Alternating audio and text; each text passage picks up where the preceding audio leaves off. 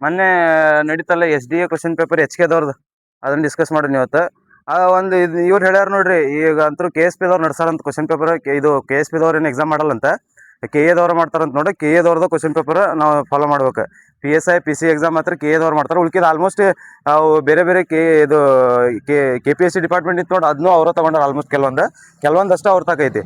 Almost ನಾವು ಇವು KA ಡಿಪಾರ್ಟ್ಮೆಂಟ್ದ question paper ಓದು ಚಲೋ ಅನಿಸ್ತೈತಿ. ಇದು SDA 2026 ಮೊನ್ನೆ ನಡೀತಲ್ಲ ಅದು ನೋಡ್ರಿ. ಇಲ್ಲಿ ಒಂದೇ ಕ್ವಶನ್ ಐತೆ ನೋಡ್ರಿ, ಮೆದುಳಿನ ಯಾವ ಭಾಗವನ್ನು ಪ್ರಜ್ಞಾಸ್ಥಿತಿಯ ಸ್ಥಳ ಎಂದು ಕರೆಯುತ್ತಾರೆ? ಮೆದುಳಿನ ಯಾವ ಭಾಗವನ್ನು ಪ್ರಜ್ಞಾಸ್ಥಿತಿಯ ಸ್ಥಳವೆಂದು ಕರೆಯುತ್ತೇವೆ? ಒಂದು ಅನುಮಸ್ತಿಷ್ಕ, ಫಾನ್ಸ್, ಮಹಾಮಸ್ತಿಷ್ಕ ಮತ್ತು ಮಣಿಶಿರ. ಮಹಾಮಸ್ತಿಷ್ಕ ಹೋದಲ್ಲ, ನಾವು ಮೆದುಳಿನಲ್ಲಿ 3 ಪಾರ್ಟ್ ನೋಡ್ತೀವಿ ಹೋದಲ್ಲ.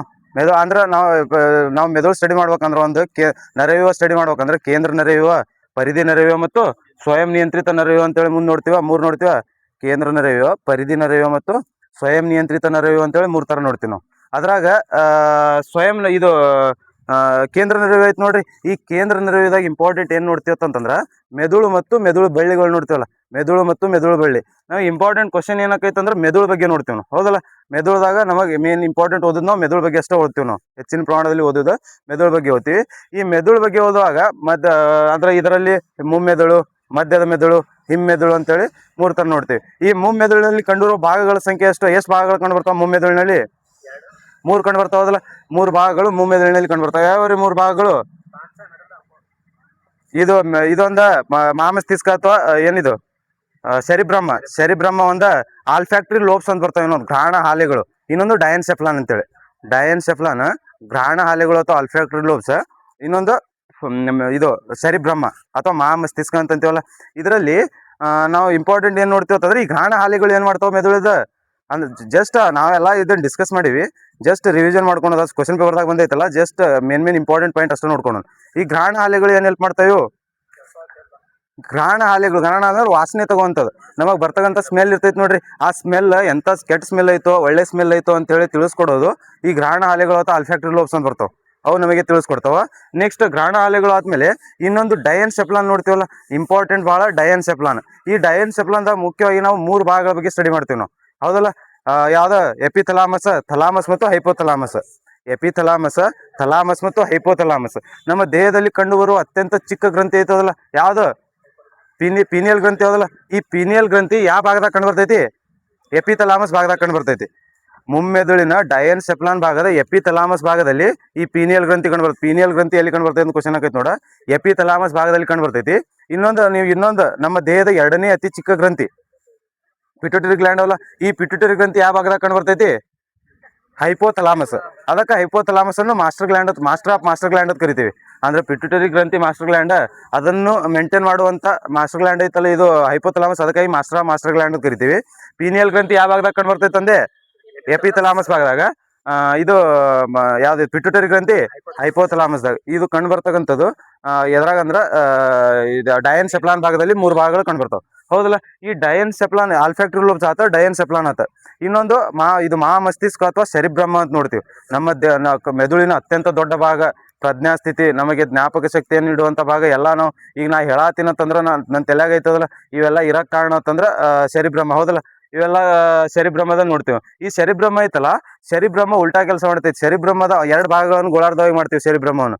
ಶರಿಬ್ರಹ್ಮದ ಎಡಗೋಳಾರ್ಧಕ್ಕೆ ಏನಾದ್ರು ಪೆಟ್ಟು ಬಿದ್ರೆ ನಮಗೆ ಬಲಗೋಳಾರ್ಧದ ಭಾಗಗಳು ಪಾರ್ಶ್ವವಾಯು ಪೀಡಿತಗೊಳಕ, ಹೌದಲ್ಲ. ರಿವರ್ಸ್ ಇರ್ತೈತಿ. ಏನಾದ್ರು ಬಲಗೋಳಾರ್ಧಕ್ಕೆ ಪೆಟ್ಟು ಬಿದ್ರೆ ಎಡಗೋಳಾರ್ಧದ ಭಾಗಗಳು ಪಾರ್ಶ್ವವಾಯು ಪೀಡಿತಗೊಳಗಾಗ್ತಾವ. ಇದು ಶರಿಬ್ರಹ್ಮ. ಒಂದೇದೇನಂದ್ರೆ ಮುಮ್ಮೆದುಳು ಹೋದಲ್ ಸರ್. ಮುಮ್ಮೆದುಳಿನಲ್ಲಿ ಯಾವ್ಯಾವ ಭಾಗ ಕಂಡು ಬರ್ತಾವ ಹೇಳ್ಬೇಕ? ಮುಮ್ಮೆದುಳದಾಗ ಯಾವ್ಯಾವ? ಶರಿಬ್ರಹ್ಮ ಒಂದು, ಘ್ರಾಣ ಹಾಲೆಗಳು ಅಥವಾ ಆಲ್ಫ್ಯಾಕ್ಟರಿ ಲೋಬ್ಸ್ ಅಂತೇಳಿ, ಇನ್ನೊಂದು ಡಯನ್ಸೆಫ್ಲಾನ್. ಇನ್ನೊಂದು ಈ ಮುಮ್ಮೆದುಳು ಇಷ್ಟು ಸಾಕು, ಇನ್ನು ಎಕ್ಸ್ಟ್ರಾ ಓದ್ಬೋದ ಇಷ್ಟು ನಾವು ರಿವಿಷನ್ಗೆ ಸಾಕು. ನೆಕ್ಸ್ಟ್ ಮಧ್ಯದ ಮೆದುಳು ಬರ್ತೈತಿ. ಮಧ್ಯದ ಮೆದುಳು ಇಂಪಾರ್ಟೆಂಟ್ ಏನಂತಂದ್ರೆ 2 ಮೆದುಳನ್ನು ಕನೆಕ್ಟ್ ಮಾಡ್ತೈತಿ. ಮತ್ತು ಇದ್ರಾಗ ಇಂಪಾರ್ಟೆಂಟ್ ಏನೈತಂದ್ರೆ ಮಧ್ಯದ ಮೆದುಳು ನಮ್ಮ ಕಣ್ಣಿನಿಂದ ಕನೆಕ್ಟ್ ಇರೋ ಆಲ್ಫ್ಯಾಕ್ಟರಿ ಲೋಬ್ಸ್ ಗೊತ್ತಾ. ನಮ್ಮ ಈಗ ಕಣ್ಣಿನಲ್ಲಿ ಬಿದ್ದಿರ್ತಕ್ಕಂಥ ಬೆಳಕು ರೆಟಿನಾ ಮೇಲೆ ಬೀಳ್ತೈತೆ, ಹೌದಾ.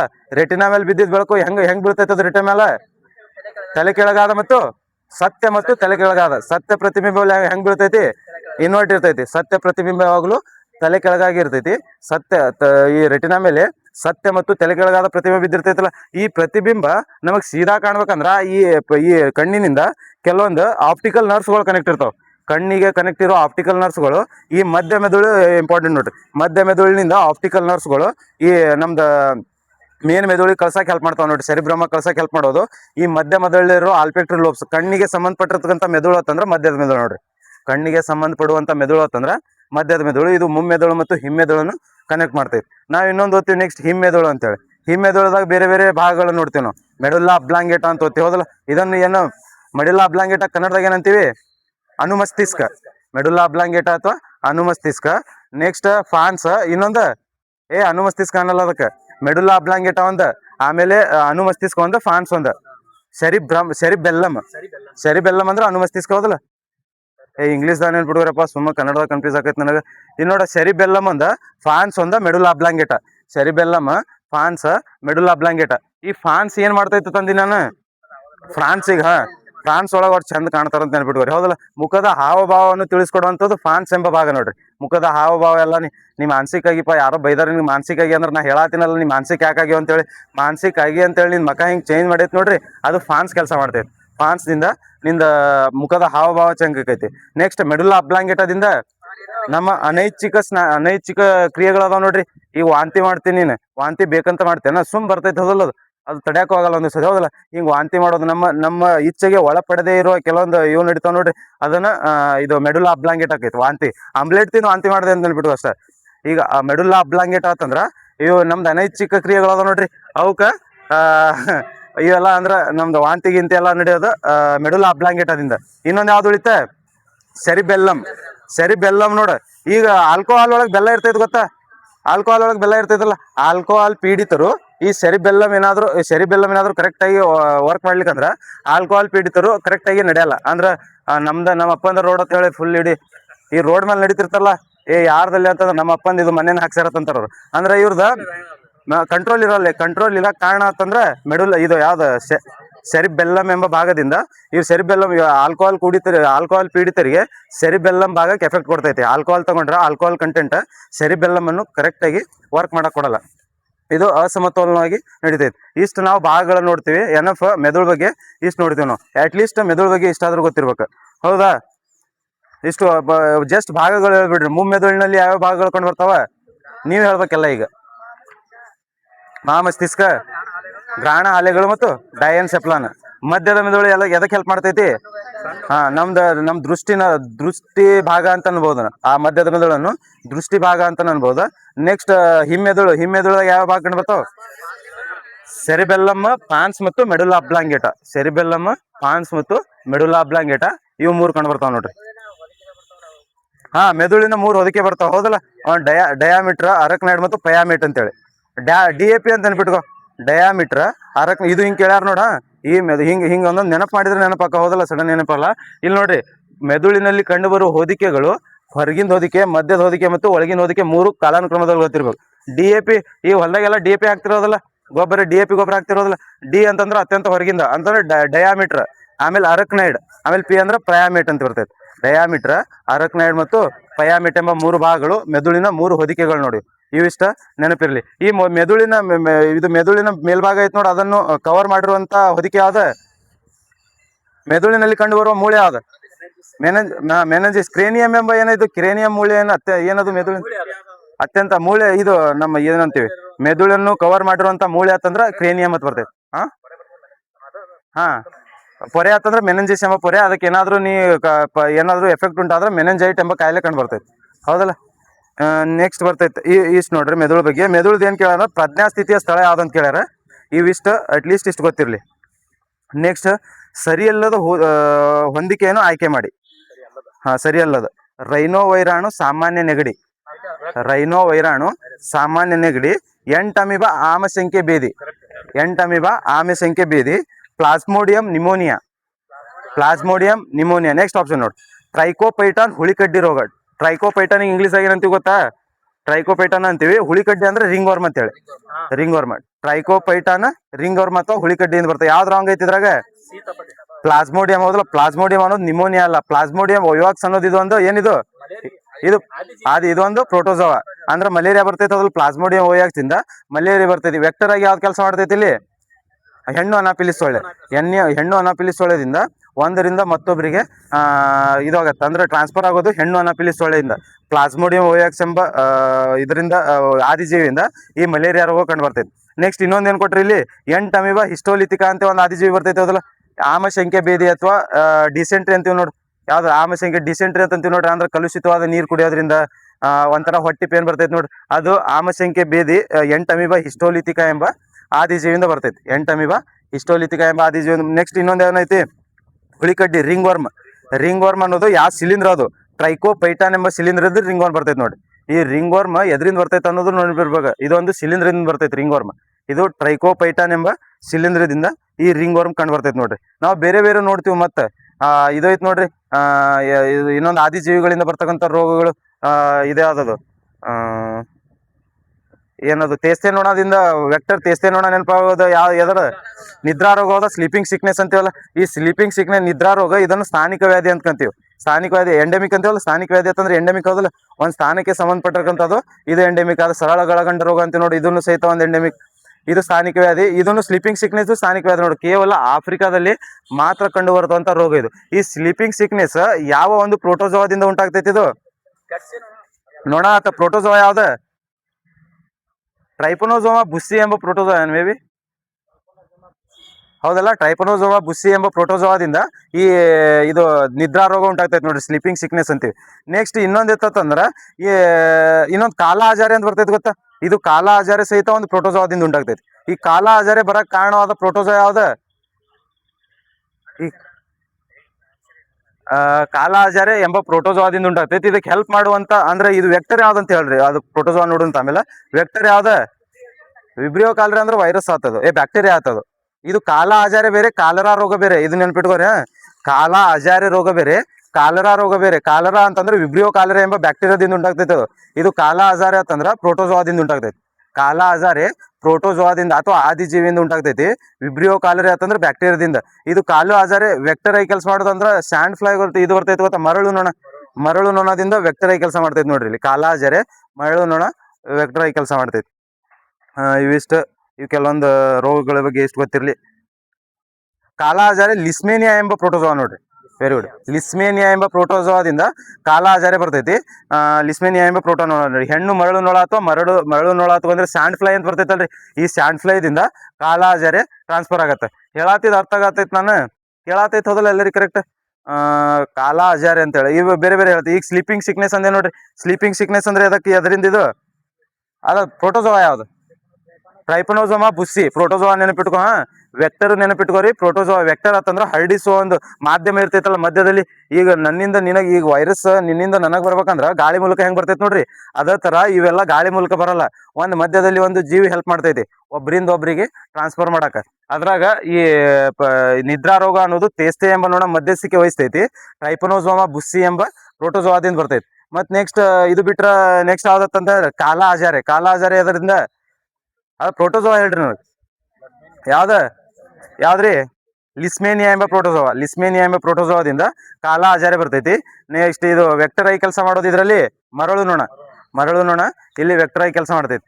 ಈ ಸ್ಲೀಪಿಂಗ್ ಸಿಕ್ನೆಸ್ ಅನ್ನು ಡಮ್ ಜ್ವರ ಅಂತಾರೇನ ಮೇ ಬಿ. ಕಾಲಾ ಅಜಾರೆಗೆ ಅಂತಾರ ನೋಡ್ರಿ. ಈ ಕಾಲಾ ಅಜಾರೆಗೆ ಡಮ್ ಜ್ವರ ಅಂತಾರ ನೋಡ್ರಿ. ಕಾಲಾ ಅಜಾರೆಗೆ ಡಮ್ ಜ್ವರ ಅಂತಾನು ಕರೀತಾರ ನೋಡ್ರಿ.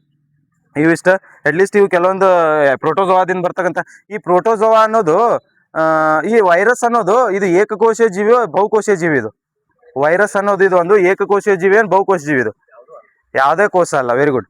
ಯಾವುದೇ ಕೋಶೀಯ ಜೀವಿ ಅಲ್ಲದು. ಅದಕ್ಕೆ ಯಾವುದೇ ಸೆಲ್ ಇಲ್ಲ. ಸೆಲ್ ಇಲ್ಲಿ ಏನು ಗೊತ್ತೇನು, ಇಲ್ಲಿ ಒಂದು ಸೆಲ್ ಈ ವೈರಸ್ ದಿಂದ ಇನ್ನೊಂದು ಸೆಲ್ ಡಿವಿಷನ್ ಆಗತ್ತೈತಂದ್ರ ಅದನ್ನ ಸೆಲ್ ಅಂತ ಕನ್ಸಿಡರ್ ಮಾಡಲ್ಲ ನಾವು. ಅದನ್ನ ಒಂದು ಜೀವಿ ಅಂತ ಕನ್ಸಿಡರ್ ಮಾಡ್ತೀವಿ. ಕೇವಲ ಹಿಂಗ್ ಒಂದ್ರಿಂದ ಒಂದು ನೀವು ಅಂದ್ರೆ ಅದನ್ನ ಸಂತಾನೋತ್ಪತ್ತಿ ಅಂತ ಕನ್ಸಿಡರ್ ಮಾಡ್ತೀವಿ ನಾವು. ವೈರಸ್ಗಳಲ್ಲಿ ಹಿಂಗ್ ಡಿವಿಷನ್ ಆಗತೈತಿ, ಒಂದ್ ವೈರಸ್ ಇದು ಡಬಲ್ ಆಗತೈತಂದ್ರ ಅದನ್ನ ಸಂತಾನೋತ್ಪತ್ತಿ ಅಂತ ಕನ್ಸಿಡರ್ ಮಾಡ್ತೀವಿ. ಅದನ್ನ ಇದನ್ನ ಸೆಲ್ ಡಿವಿಷನ್ ಆಗೈತೆ ಅಂತ ಕನ್ಸಿಡರ್ ಮಾಡಲ್ಲ. ಇದು ಯಾವುದೇ ತರದ ಯೂನಿಸೆಲ್ಯುಲರ್ ಅಲ್ಲ, ಮಲ್ಟಿ ಸೆಲ್ಯುಲರ್ ಅಲ್ಲ ನೋಡಿದು ಯಾವ ವೈರಸ್ ಅನ್ನೋದು. ಅದು ಗೊತ್ತಿರಲಿ. ನೆಕ್ಸ್ಟ್ ಕ್ವಶನ್ ನೋಡ್ರಿ. ಈಗೆಲ್ಲ ಸೈನ್ಸ್ ಕ್ವಶನ್ ಬಂದ್ಬಿಡ್ತಾವ. ಆಮೇಲೆ ಬರೀ ಹಿಸ್ಟ್ರಿ ಬರ್ತಾವ. ಹಿಂಗ ಹಿಸ್ಟ್ರಿನೂ ಭಾಳ ಓದ್ಬೇಕು. KA history, current affairs, science top ಇದ್ರೆ 70+ ಆಕೈತಿ ನೋಡ್ರಿ ನಿಮ್ಗೆ 3 ಸಬ್ಜೆಕ್ಟ್ದಾಗ. ಇಲ್ಲಿ ನೋಡು. ಮತ್ತು ಜಿಯೋಗ್ರಫಿ ಈ ಕೆಳಗಿನವುಗಳನ್ನು ಓದಿ. ಓದ್ತೀನಿ ನೋಡ, ಕೇಳಿಸ್ಕೋರಿ. ಬಂಗಾರದ ಅಕ್ಕಿದು ಸ್ಥಳೀಯವಾಗಿ ಮಾರ್ಪಡಿಸಿದ ಒಂದು ಸಸ್ಯವಾಗಿದ್ದು ಇದನ್ನು ವಿಟಮಿನ್ ಎ ಅಂಶ ಸಮೃದ್ಧಿಗೊಳಿಸಿ ಅಭಿವೃದ್ಧಿಪಡಿಸಲಾಗಿದೆ. ಗೋಲ್ಡನ್ ರೈಸ್ ಅಲ್ರಿ, ಗೋಲ್ಡನ್ ರೈಸ್ ಒಳಗೆ ರಿಚ್ ಇರೋದು ಯಾವ ವಿಟಮಿನ್? ವಿಟಮಿನ್ ಎ ವಿಟಮಿನ್ ಹೆಚ್ಚಿನ ಪ್ರಮಾಣದಲ್ಲಿ ಈ ಗೋಲ್ಡನ್ ರೈಸ್ ಒಳಗೆ ವಿಟಮಿನ್ ಎ ಹೆಚ್ಚಿನ ಪ್ರಮಾಣದಲ್ಲಿ ಕಂಡು ಬರ್ತೈತೆ. ನೆಕ್ಸ್ಟ್, ಮೊಟ್ಟ ಮೊದಲ ಕುಲಾಂತರ ಹಸು ರೋಸಿ, ಮೊಟ್ಟ ಮೊದಲ ಕುಲಾಂತರ ಹಸು ರೋಸಿ ಮತ್ತು ಇದು ಒಂದು ಆಂಟಿ ಟ್ರಿಪ್ಸಿನ್ ಎಂದ ಸಮೃದ್ಧವಾದ ಮಾನವ ಪ್ರೋಟೀನ್ ಅನ್ನು ಉತ್ಪಾದಿಸಿತು. ಮೊಟ್ಟ ಮೊದಲ ಕುಲಾಂತರ ಹಸು ಅಂದ್ರೆ ರೋಸಿ ಕರೆಕ್ಟ್, ಆದ್ರೆ ಇದು ಪ್ರೋಟೀನ್ ಅದು ಅಲ್ಲ. ಇಲ್ಲಿ ಕೊಟ್ಟಾರ ನೋಡಿ ಪ್ರೋಟೀನ್, ಆಂಟಿ ಟ್ರಿಪ್ಸಿನ್ ಎಂಬ ಪ್ರೋಟೀನ್ ಅಲ್ಲ, ಅದು ಮಾನವನ ಇದು ಏನು ಅಲ್ಫಾ ಲ್ಯಾಕ್ಟೋಬಿಲಿನ್ ಎಂಬ ಪ್ರೋಟೀನ್. ಇದು ಅವಾಗ ಏನೋ ನ್ಯೂಸ್ ಒಳಗಿತ್ತು ಅದಕ್ಕೆ ಕೇಳ್ಯಾರ, ಹಿಂಗೆ ಕೇಳ್ಯಾರ ನೋಡಿ. ಇದು ಮೊದಲ ಕುಲಾಂತರಿ ಹಸು ಯಾವ್ದಂತ ಗೊತ್ತಿರಲಿ, ರೋಸಿ ಐತಲ್ಲ, ಈ ರೋಸಿ ಅನ್ನೋದು ಮೊದಲ ಕುಲಾಂತರಿ ಹಸು ಕಂಡು ಬರ್ತೈತೆ ನೋಡ್ರಿ. ಇಲ್ಲಿ ಭಾರತದಲ್ಲಿ ಮೊದಲ ಬಾರಿಗೆ IVF ಟೆಸ್ಟ್ ಟ್ಯೂಬ್ ಬೇಬಿ ಅಂತ ವರ್ಲ್ಡ್ ಒಳಗೆ ಮೊದಲ ಬಾರಿಗೆ ಟೆಸ್ಟ್ ಟ್ಯೂಬ್ ಬೇಬಿ ಯಾವಾಗ ಇದು ಮಾಡ್ತಾರೆ? ಯಾರದು ಮೊದಲ ಟೆಸ್ಟ್ ಟ್ಯೂಬ್ ಬೇಬಿ ಯಾರು ಮೊದಲ ಟೆಸ್ಟ್ ಟ್ಯೂಬ್ ಬೇಬಿ ಯಾರ್ರಿ? ಲೂಯಿಸ್ ಬ್ರೌನ್ ಅಲ್ಲ, ಲೂಯಿಸ್ ಬ್ರೌನ್ ರವರನ್ನು ಮೊದಲ ಟೆಸ್ಟ್ ಟ್ಯೂಬ್ ಬೇಬಿ. ಈ ಟೆಸ್ಟ್ ಟ್ಯೂಬ್ ಬೇಬಿಯನ್ನು ಅಂದ್ರೆ ಇದ ಕಾರಣೀಕರ್ತರಾದ ಡಾಕ್ಟರ್ ಯಾರ್ರಿ? ರಾಬರ್ಟ್ ಎಡ್ವರ್ಡ್ ಹೌದಲ್ಲ, ರಾಬರ್ಟ್ ಎಡ್ವರ್ಡ್ ರವ್ರು ಬರ್ತಾರೆ ನೋಡಿ. ರಾಬರ್ಟ್ ಎಡ್ವರ್ಡ್ ರವರು ಮೊದಲ ಬಾರಿಗೆ ಟೆಸ್ಟ್ ಟ್ಯೂಬ್ ಬೇಬಿ ಬಗ್ಗೆ ಮೊದಲ ಬಾರಿಗೆ ತಿಳಿಸ್ಕೊಟ್ರು ಮತ್ತು ಮೊದಲ ಬಾರಿಗೆ IVF ಇನ್ ವಿಟ್ರೋ ಫರ್ಟಿಲೈಸೇಷನ್ ಮೂಲಕ ಈ ಟೆಸ್ಟ್ ಟ್ಯೂಬ್ ಬೇಬಿಯನ್ನು ಇದು ಮಾಡೋದು. ಟೆಸ್ಟ್ ಟ್ಯೂಬ್ ಬೇಬಿ ಅಂತಂದ್ರೆ ಮತ್ತೆ ಇದ್ರಾಗ ಒಂದು ಬೌಲ್ ತಗೊಂಡು ಅದ್ರಾಗ ಮಕ್ಕಳಿಗೆ ಬೆಳೆಸಲ್ಲ. ಮತ್ತೆ ಅಂದ್ರ ಈ ಕೆಲವೊಂದನ್ನು ಎಗ್ಗನ್ನು ಇದು ಮಾಡ್ಕೊಂಡು ಸ್ಪರ್ಮ್ ಅನ್ನು ಒಂದ್ ಕಡೆ ತಂದು ಅಲ್ಲೇ ಒಂದು ಝೈಗೋಟನ್ನು ಕ್ರಿಯೇಟ್ ಮಾಡಿ ಒಂದು ತಾಯಿಯ ಗರ್ಭದಲ್ಲಿ ಹಾಕ್ತಾರ, ಅಲ್ಲಿ ಬೆಳೆಸ್ತಾರ. ಮತ್ತೆ ಹೊರಗೆ ಎನ್ವಿರಾನ್ಮೆಂಟ್ದಾಗ ಬೆಳೆಸಲ್ಲ. ಜಸ್ಟ್ ಅಂದ್ರ ಯಾವುದೇ ತರದ ಲೈಂಗಿಕ ಕ್ರಿಯೆ ಇಲ್ಲದೆ ಒಂದು ಮಗು ಆಗ್ತೈತಲ್ಲ, ಅದಕ್ಕೆ ಇನ್ ವಿಟ್ರೋ ಫರ್ಟಿಲೈಸೇಷನ್ ಅಂತಂತೀವಿ, IVF. ಇದು ಮೊದಲ ಟೆಸ್ಟ್ ಟ್ಯೂಬ್ ಬೇಬಿ ಅಂತಂದ್ರೆ ರಾಬರ್ಟ್ ಬ್ರೌನ್ ಬರ್ತಾರ. ರಾಬರ್ಟ್ ಬ್ರೌನ್ ಇದರದ್ದು ವೈದ್ಯ ಅಂತಂತ ಲೂಯಿಸ್ ಬ್ರೌನ್ ವೈದ್ಯ ಅಂತಂದ್ರೆ ರಾಬರ್ಟ್ ಎಡ್ವರ್ಡ್ ಅಂತ ಬರ್ತಾರ ನೋಡ್ರಿ. ರಾಬರ್ಟ್ ಎಡ್ವರ್ಡ್ ಅವರು ಇದು ಬರ್ತಾರ. 1978 ಏನ್ ನೋಡಿ. 1978 ಬರ್ತೈತಿ ನೋಡ್ರಿ ಮೊದಲ ಬಾರಿಗೆ UK ದಾಗ. 1978 ಭಾರತದಾಗ ಅಂತಂದ್ರೆ ದುರ್ಗಾ ಅಂತ ಬರ್ತಾವ ನೋಡ್ರಿ. ಕನುಪ್ರಿಯಾ ಅಗರ್ವಾಲ್, ಈಗ ಪೆಟ್ ನೇಮ್ ದುರ್ಗಾ ಅಂತ ಇಟ್ಟಿರ್ತಾರ. ಕನುಪ್ರಿಯಾ ಅಗರ್ವಾಲ್, ಪೆಟ್ ನೇಮ್ ದುರ್ಗಾ. ಇದಕ್ಕೆ ಕಾರಣರಾದಂತ ವೈದ್ಯ ಯಾರು? ಸುಭಾಷ್ ಮುಖ್ಯೋಪಾಧ್ಯಾಯ ನೋಡ್ರಿ.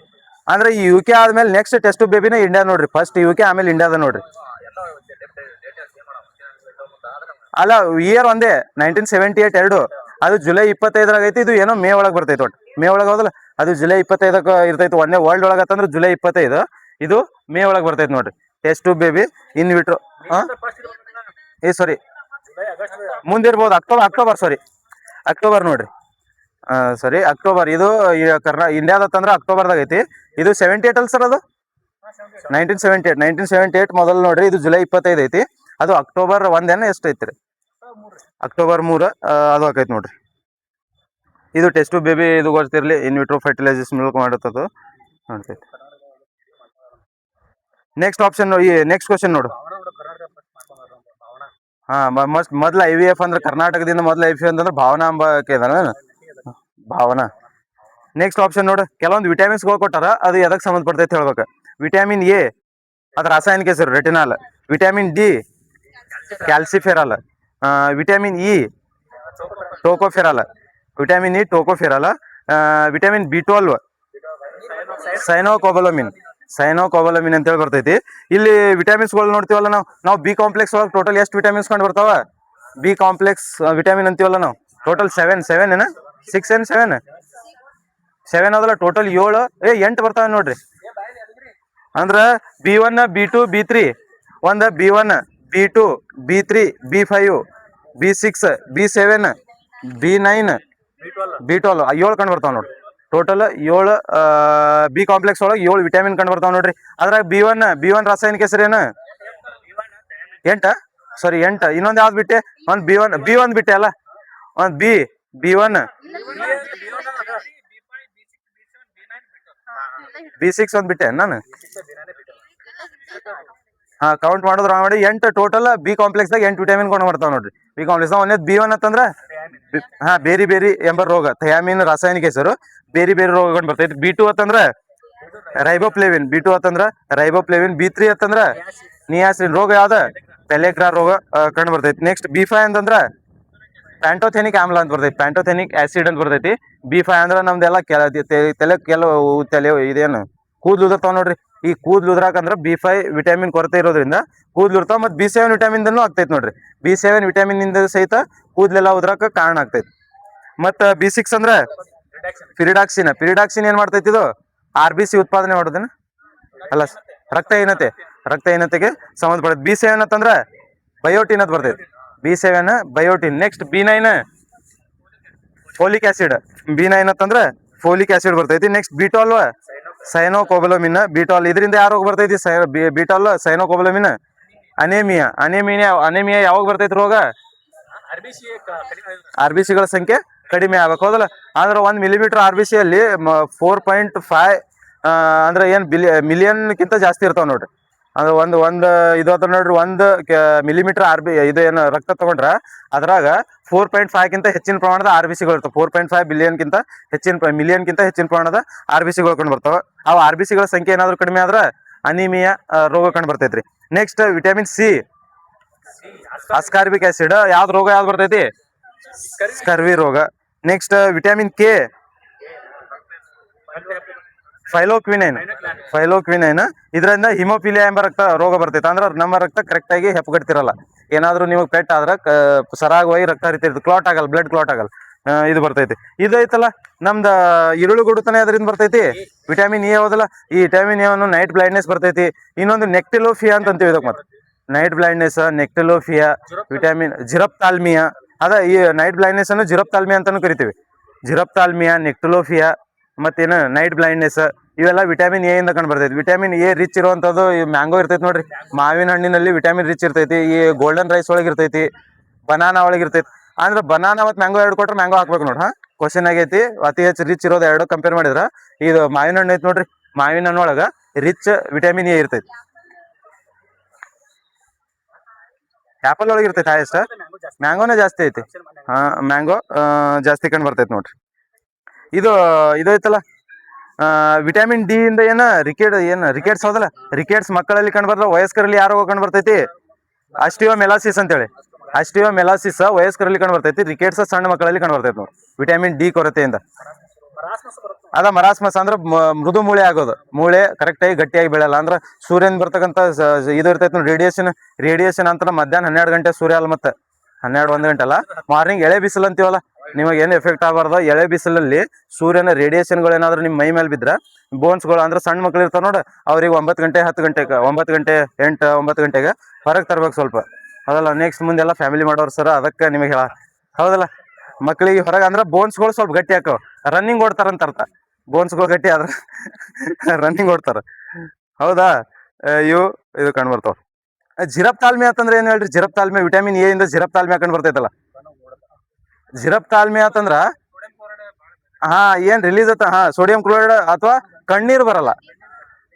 ನೀವು ಒಟ್ಟ ನಾ ಗಂಡ್ಸದಿನ್ಲೇ ಕಣ್ಣೀರ್ ಬರ್ಬಾರ್ದ, ಜಿರಪ್ತಾಲ್ಮಿಯಾ ಐತ ತಂದ್ ಬಿಡ್ತಾರ. ಮತ್ತೆ ಕಣ್ಣೀರ್ ಎಲ್ಲರಿಗೂ ಬರ್ಬೇಕ, ಕಣ್ಣು ಕ್ಲೀನ್ ಆಗ್ತಾವ. ಕಣ್ಣೀರ್ ಹಾಕ್ರಿ ಸ್ವಲ್ಪ ಅವಾಗ ಇವಾಗ. ಲ್ಯಾಕ್ರಿಮಲ್ ಗ್ಲ್ಯಾಂಡ್ಸ್ ಅಂದ್ರೆ ಕಣ್ಣೀರಿನ ಗ್ರಂಥಿಗಳು ಕಂಡು ಬರ್ತಾವಲ್ಲ. ಇದು ಕಣ್ಣೀರನ್ನು ಉತ್ಪತ್ತಿ ಮಾಡಕ್ಕೆ ಹೆಲ್ಪ್ ಮಾಡುವಂತ ಗ್ರಂಥಿಗಳು ಜಸ್ಟ್ ಅವು. ಇದು ಜಿರಪ್ತಾಲ್ಮಿಯಾ ವಿಟಮಿನ್ ಎ ಕೊರತೆಯಿಂದ ಬರ್ತೈತಿ. ಜಿರಪ್ತಾಲ್ಮಿಯಾ ಏನಾದ್ರು ಬಂದ್ರ ಕಣ್ಣೀರಿನಿಂದ ಕಂಡು ಬರ್ತೈತಿ. ಜಿರಪ್ತಾಲ್ಮಿಯಾ ವಿಟಮಿನ್ ಎ ಇಂದ ಕಂಡು ಬರ್ತೈತಿ. ಕಣ್ಣೀರು ಕರೆಕ್ಟ್ ಆಗಿ ಉತ್ಪತ್ತಿ ಆಗ್ತಿರಲ್ಲ ನೋಡ್ರಿ, ಕಣ್ಣೀರು ಕರೆಕ್ಟ್ ಆಗಿ ಉತ್ಪತ್ತಿ ಆಗ್ತಿರಲ್ಲ, ಹೌದಾ? ಇಷ್ಟ ವಿಟಮಿನ್ಸ್ಗಳು ಇಂಪಾರ್ಟೆಂಟ್. ವಿಟಮಿನ್ಸ್ಗಳು ಇಷ್ಟು ಕಂಡು ಬರ್ತಾವ ನೋಡ್ರಿ. ನೆಕ್ಸ್ಟ್ ಕ್ವಶನ್ ನೋಡ, ಜೈವಿಕ ಗೊಬ್ಬರದ ತಯಾರಿಕೆಯಲ್ಲಿ ಕೆಳಗಿನ ಯಾವ ಸೂಕ್ಷ್ಮ ಜೀವಿಯನ್ನು ಬಳಸುತ್ತಾರೆ?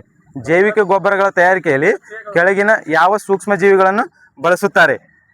ವೈರಸ್ ಮತ್ತು ಬ್ಯಾಕ್ಟೀರಿಯಾ. ಆಪ್ಷನ್ ನೋಡ್ರಿ, ವೈರಸ್ ಮತ್ತು ಬ್ಯಾಕ್ಟೀರಿಯಾ ಮತ್ತು ನೀಲಿ ಹಸಿರು ಸೇವಲೆಗಳು, ಆದಿಜೀವಿಗಳು ಮತ್ತು ನೀಲಿ ಹಸಿರು ಸೇವಲೆಗಳು, ಆದಿಜೀವಿಗಳು ಮತ್ತು ಬ್ಯಾಕ್ಟೀರಿಯಾಗಳು.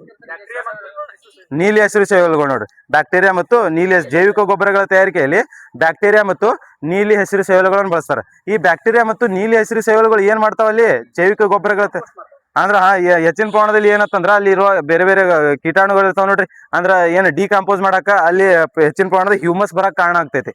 ಆ ಮಣ್ಣಿನಲ್ಲಿ ಹೆಚ್ಚಿನ ಪ್ರಮಾಣದ ಹ್ಯೂಮಸ್ ಅಂಶ ಕಂಡು ಬರಕ್. ಹ್ಯೂಮಸ್ ಜಾಸ್ತಿ ಆಯ್ತಂದ್ರ ನೀರ್ ಸ್ವಲ್ಪ ಜಾಸ್ತಿ ಹಿಡ್ಕೊಂತೈತಿ ಮಣ್ಣು, ಹೌದಲ್ಲ? ಹ್ಯೂಮಸ್ ಜಾಸ್ತಿ ಇದ್ದಂಗ ಅದ್ರ ಫಲವತ್ತತೆ ಜಾಸ್ತಿ ಹಾಕೊಂಡ್ ಬರ್ತೈತಿ. ಹ್ಯೂಮಸ್ ಅಂದ್ರೆ ಏನ, ಇವೆಲ್ಲ ತಪ್ಲಾತ ಇವೆಲ್ಲ ಕೊಳತಿ ಅವಾಗೆ ಮಣ್ಣಿನಲ್ಲಿ ಕೂಡಿರ್ತೈತಿ ನೋಡ, ಅದನ್ನ ಹ್ಯೂಮಸ್ ಅಂಶ ಅಂತೀವಿ. ಹ್ಯೂಮಸ್ ಜಾಸ್ತಿ ಆದಂಗ ಅದ್ರ ಫಲವತ್ತತೆ ಕಂಟೆಂಟ್ ಜಾಸ್ತಿ ಹಾಕೊಂಡ್ ಬರ್ತೈತಿ, ಹೌದಲ್ಲ? ಇದು ಅಂದ್ರೆ ಬ್ಯಾಕ್ಟೀರಿಯಾ ಮತ್ತು ನೀಲಿ ಹಸಿರು ಸೇವಲೆಗಳು ಈ ಜೈವಿಕ ಗೊಬ್ಬರಗಳ ತಯಾರಿಕೆಯಲ್ಲಿ ಬಳಸ್ತಾರ. ನೀಲಿ ಹಸಿ ಹರಿಸೇವೆಗಳು ಅನಾಬಿನ ನಾಷ್ಟಾಕದ್ ಬರ್ದಾವ್ ನೋಡ್ರಿ ಅಂಥವೆಲ್ಲ ನೀಲಿ ಹಸಿರು ಸೇವೆಗಳು. ಬ್ಯಾಕ್ಟೀರಿಯಾ ಅಂತಂದ್ರೆ ಇವು ಸುಡೋಮೊನಾಸ್ ಬ್ಯಾಕ್ಟೀರಿಯಾಗಳು, ಅಂದ್ರೆ ನೈಟ್ರೇಟ್ ಇದ್ದಿದ್ದನ್ನ ನೈಟ್ರೇಟ್ ಈಗ ಕನ್ವರ್ಟ್ ಮಾಡುವಂಥ ಕೆಲವೊಂದು ಬ್ಯಾಕ್ಟೀರಿಯಾಗಳು ಅದಾವ ನೋಡ್ರಿ.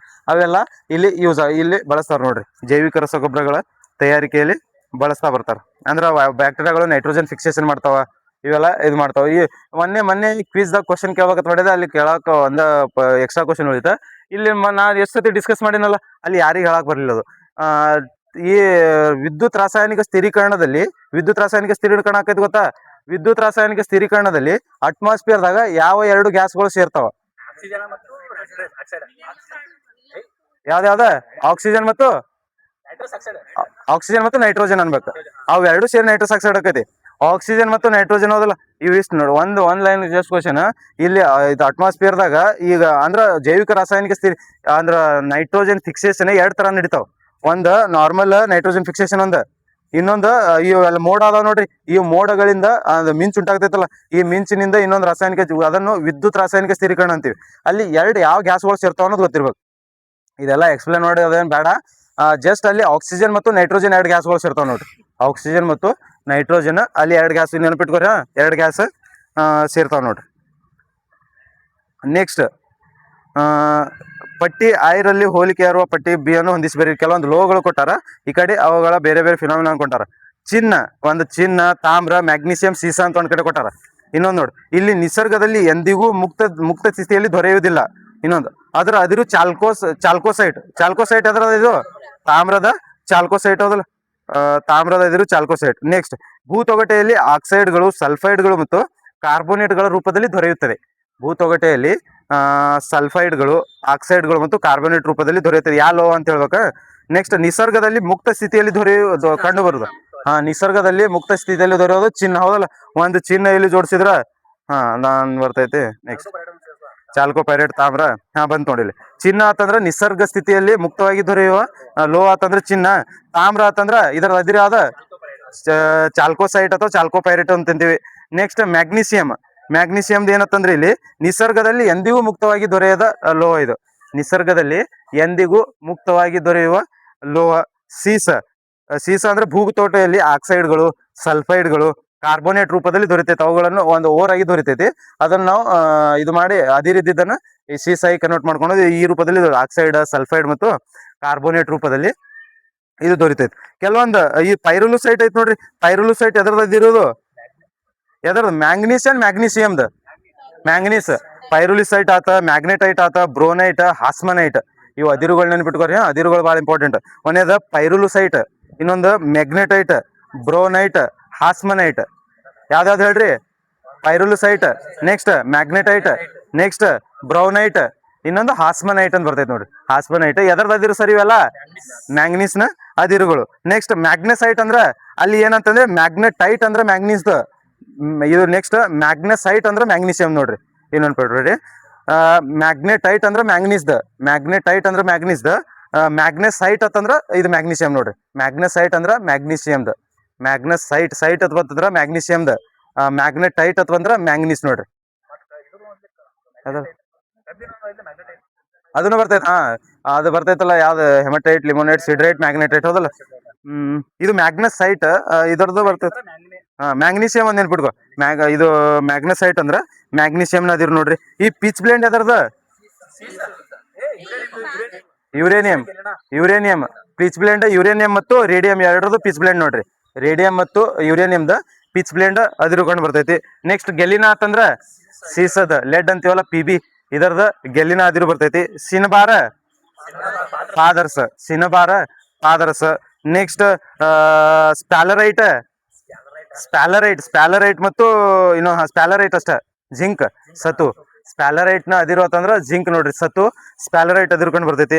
ಇನ್ನೊಂದು ಸ್ಕೀಲೈಟ್, ವೋಲ್ಫ್ರಮೈಟ್ ಅಂದ್ರೆ ಗೊತ್ತಾಗಬೇಕು. ಟಂಗ್ಸ್ಟನ್. ಸ್ಕೀಲೈಟ್ ಒಂದೈತ್ ನೋಡೋದ್ರದ. ವೋಲ್ಫ್ರಮೈಟ್ ಮತ್ತು ಸ್ಕೀಲೈಟ್ ನೋಡ್ರಿ. ವೋಲ್ಫ್ರಮೈಟ್ ಎಲ್ಲರಿಗೂ ಗೊತ್ತಾಗೈತಿ, ಡಬ್ಲ್ಯೂ ಅಕ್ಷರದಿಂದ ಸೂಚಿಸ್ತೀವಲ್ಲ ಅದನ್ನ. ವೋಲ್ಫ್ರಮೈಟ್ ಅಂದ್ರ ಟಂಗ್ಸ್ಟನ್. ಇನ್ನೊಂದು ಸ್ಕೀಲೈಟ್ ನೋಡ್ರಿ. ಸ್ಕೀಲೈಟ್ ಸಹಿತ ಟಂಗ್ಸ್ಟನ್ ಅದಿರು ಕಂಡು ಬರ್ತೈತಿ. Next monazite, thorium. Very good. ಥೋರಿಯಂನ ಅದಿರು ನೋಡ್ರಿ. ಥೋರಿಯಂ ಅದಿರು ಕಂಡು ಬರ್ತೈತಿ. ತಾಮ್ರದತ್ತಂದ್ರ ಚಾಲ್ಕೋಪೈರೇಟ್, ಅಜುರೈಟ್, ಮೆಲಚೈಟ್, ಕ್ಯೂಪ್ರೈಟ್ ಹೌದಲ್ಲ. ಯಾವ್ಯಾವ?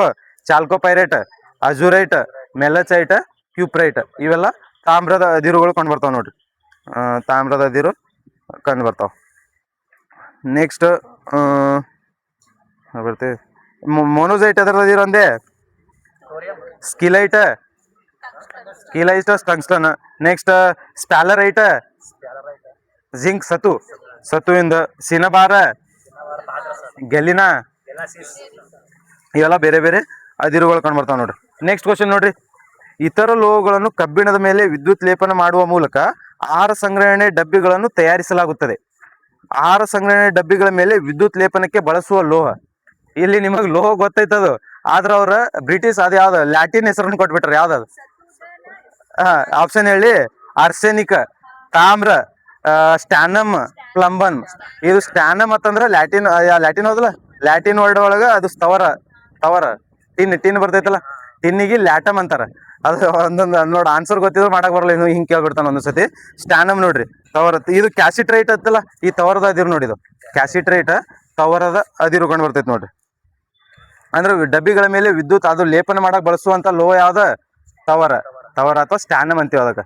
ತವರ ಅಥವಾ ಸ್ಟ್ಯಾನಮ್ ಅಂತೇಳಿ ಕರಿತೀವಿ ನೋಡ್ರಿ.